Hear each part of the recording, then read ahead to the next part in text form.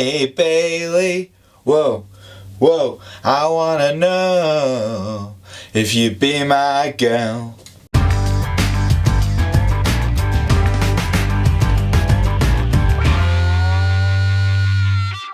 This week's Raw started off like pretty much every episode of Raw has for the last few weeks with a Miz TV special. This week's guest was GM and Raw Captain Kurt Angle. Before that even started, we had The Miz cut a promo on Baron Corbin, his Survivor Series opponent, and pretty much said, "You talk about my wife, talk about my unborn child, I will break your teeth." That was a great promo.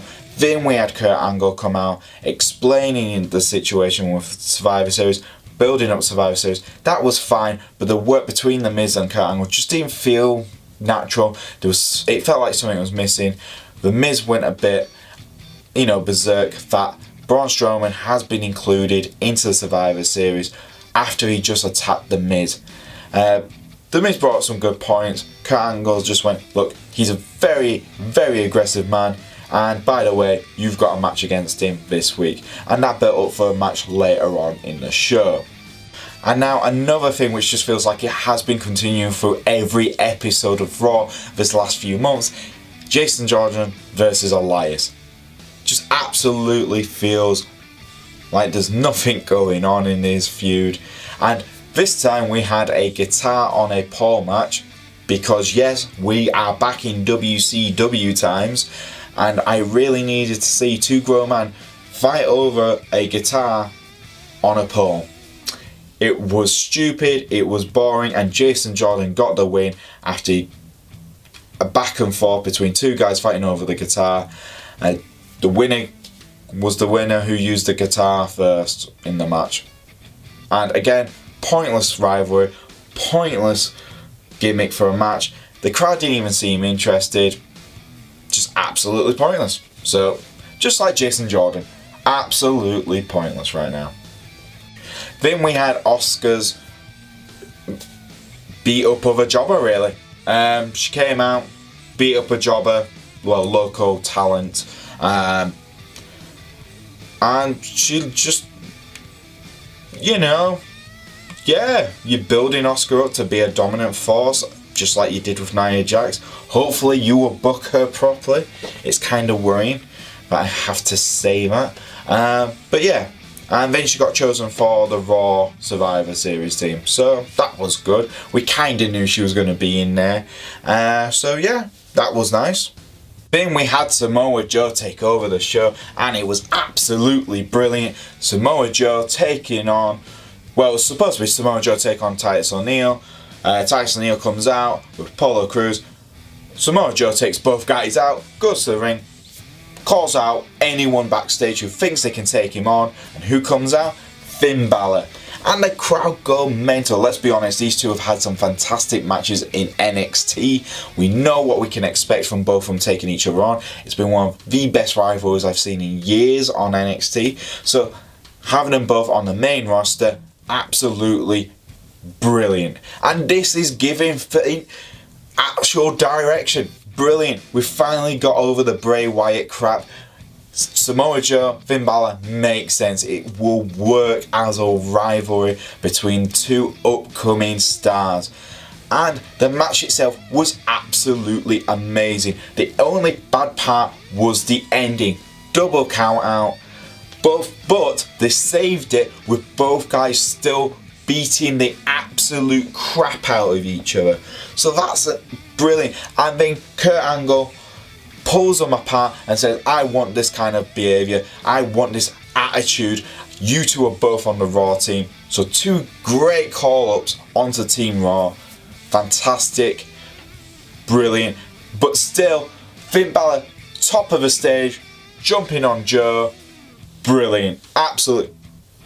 One of the best segments of tonight. Then we had a tag team women's match between Bayley and Sasha Banks taking on Nia Jax and Alicia Fox. And it was an absolute bore fest. The only highlight for the whole match was that the crowd was singing for Bayley, and that is absolutely fantastic. Bayley was loving it, Sasha was loving it, even Nia Jax was slightly, you could see her giggling as well. But the match itself was, for me, a bit too long for a very predictable match itself. When it comes to these type of matches, we already know that Sasha and Bayley are going to get the win. They did get the win. Sasha got the bank statement on Alicia Fox, the Raw Women Captain. Alicia goes, that I need you, Sasha, in my team, and Sasha Banks gets chosen for Team Raw as well. So that's a good pick as well. Raw Women's team is building up quite nicely, but Bayley didn't get chosen. Interesting. Could we see a swerve? Who knows? But again, boring match, but the pick for Sasha being in the Raw Women's team is up, so you can't complain too much. Then we had the Braun Strowman Miz match, and it was funny. It was more funny than taken serious. The Miz was too scared to get into the ring half the time. Braun Strowman just overpowered him. The Miztourage got absolutely destroyed again, which was great. And again, Braun kind of turning face, which is nice. It's awesome on that part. The Miz being a coward heel, brilliant. He plays that character fantastic. And before Braun could really destroy the Miz and get the win, Kane comes out. The crowd, big pop for Kane. Braun Strowman and Kane beat each other up, so the Miz is disqualified. Braun gets the win. The Miz survives somehow at that point.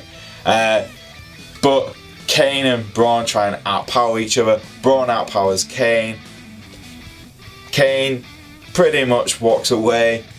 And then the Miz and Bo Dallas try and take down Braun Strowman. Doesn't work out, and the Miz gets flattened. For a kinda more jokey match than you have Kane come in, it was fine. Again, the Miz plays the coward heel fantastic. Kane and Braun Strowman, I look forward to seeing how this feud continues. So, all good. Then we had the part of the show which was very much dedicated to us British fans, when we had Enzo Amore in the ring cutting a really typical Enzo Amore promo. Kalisto comes out. Enzo's kicking off about Kalisto coming out. The next thing we know, Pete Dunne, the United Kingdom champion, comes out thanks to Kurt Angle introducing him to the crowd. We already know who the Bruiserweight is.